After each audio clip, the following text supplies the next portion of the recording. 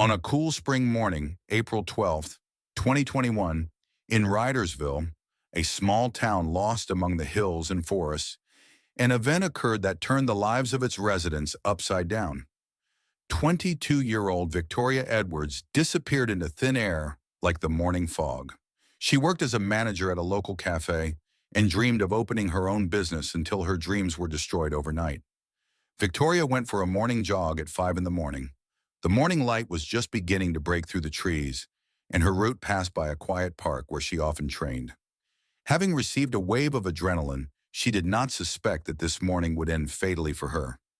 An hour later, her absence was noticed by a neighbor who usually met her before work.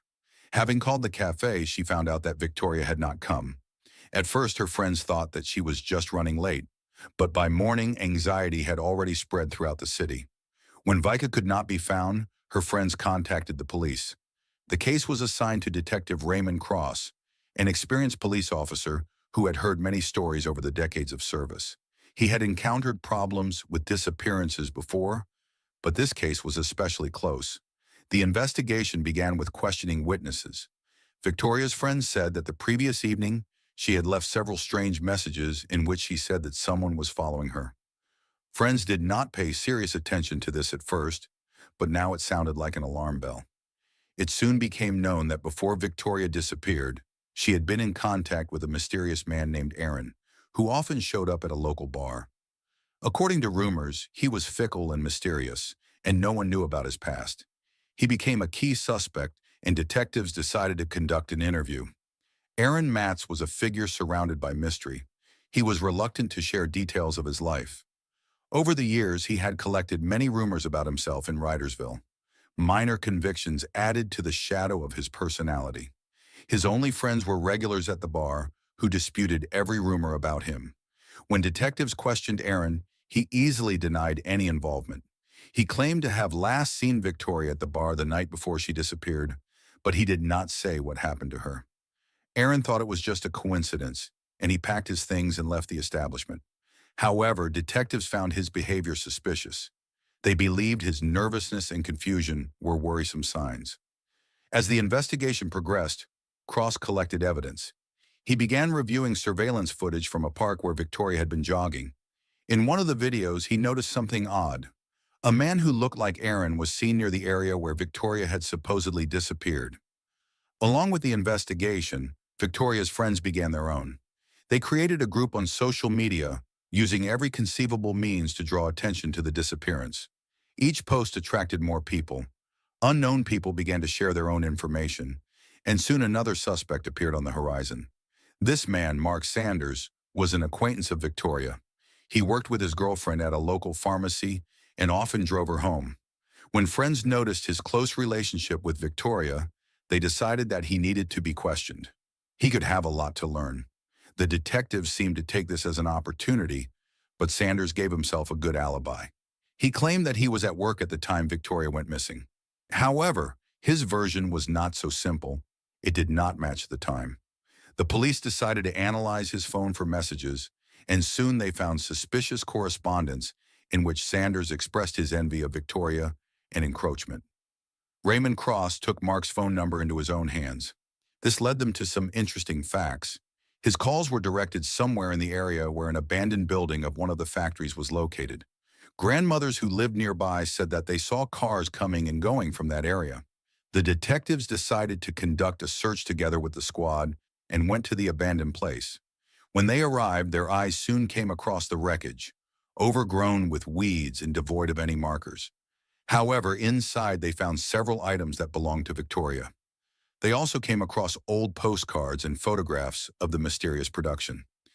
The police discovered that this place was not abandoned, but in fact, secret meetings of local youth were held there, which had not been reported before. Tensions rose when Cross and his team went to Sanders for questioning. He had become an ally of the place, and perhaps his mouth could be opened. By finding clues, the detectives hoped to make him talk. However, their plan failed. Sanders did not answer questions, and his behavior only increased suspicions. He became more aggressive and argued with the police, assuring that he had no connection with Victoria. Cross felt that they were on the right track, but they needed more evidence. Soon, an event occurred that gave the investigation a new direction. One of Victoria's friends wrote an anonymous message on social media, claiming to know where the girl could be. Everyone who read her message began to suspect that this was a cunning move by Sanders to take advantage of the situation. The detectives decided to get to the bottom of this fact and began to follow the directions. They went to the indicated area and began to search the local lake. In the process, they stumbled upon what they were looking for. Victoria's phone was found at the bottom, along with other items belonging to her. This discovery was a turning point. The police immediately called in forensic experts to confirm the findings. They now had significant evidence and began to build a case against Sanders. Gathering their courage, Cross and his team conducted another interview with Sanders.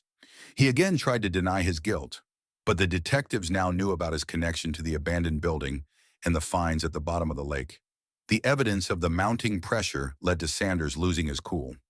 He began talking about how Victoria had once angered him at a party, and he did not want her to remember what he did. As time went on, he opened up more and more. According to his testimony, he waited for Victoria after she went for a run and forced her to leave with him.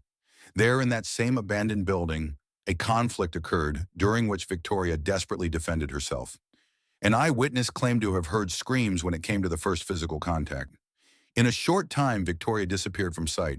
Based on his confession, the police immediately arrested Sanders.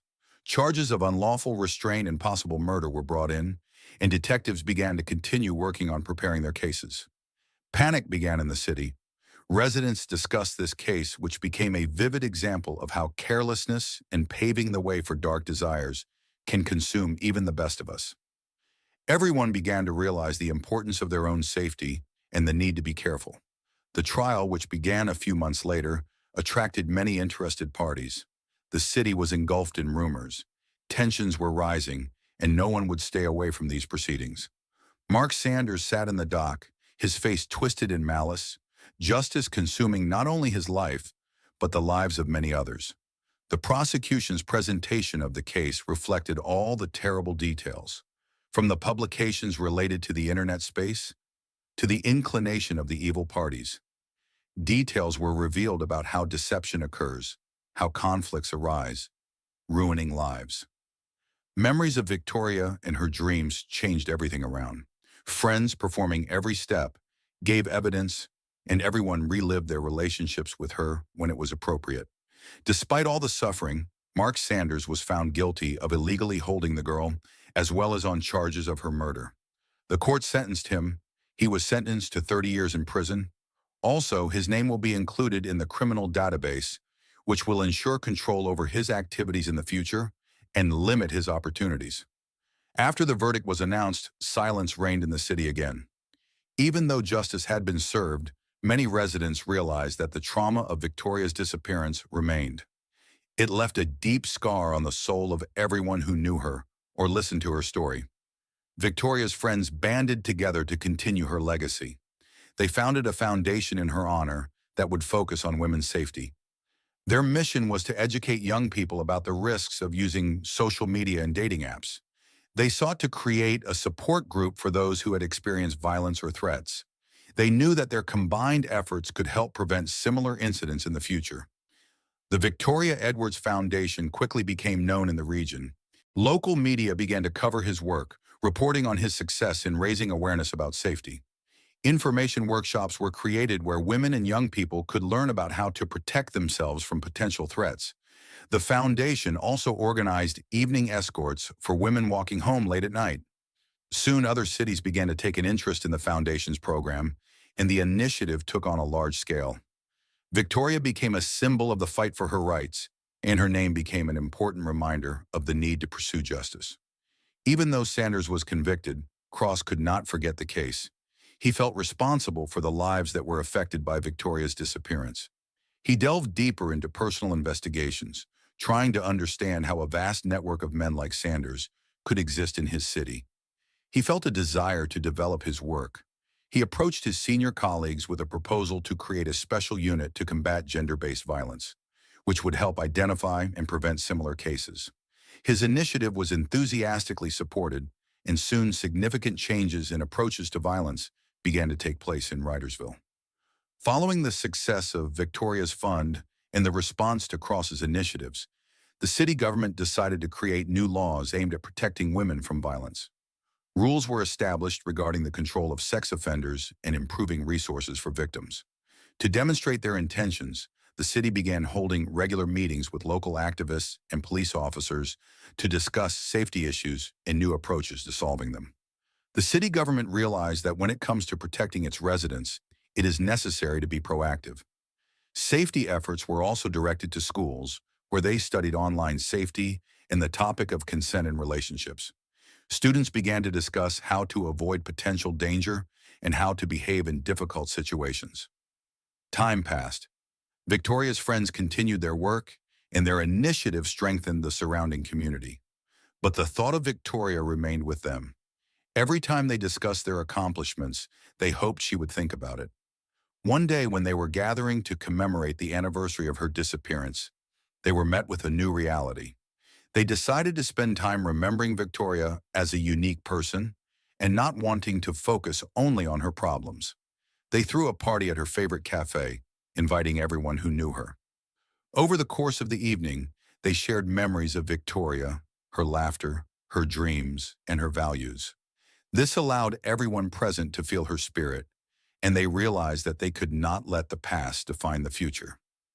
A year later, after the foundation had achieved significant success, Cross was about to retire. During his career, he had not only helped solve crimes, but also spent a lot of time working with the community to create safety for women. Thanks to his efforts, the badge he once wore with pride as a detective also became a symbol of hope for the people of Ridersville. The Victoria Edwards Foundation continued to grow, and together they hoped that their efforts would help prevent such tragedies in the future. With every step they took, their actions became meaningful, strengthening women's voices in society and helping them face their fears. With every initiative, every workshop, and every day they worked together, they felt Victoria's memory live on. Not as a trigger for fear, but as a light on her name. She became a symbol of change, and her legacy lived on in their hearts and actions. People began to speak out about violence, and this was possible because of the contribution everyone made for the future. Restoring the bonds of humanity became the key to goodness, and even if the path was thorny, each step was more than meaningful. It was a journey forward.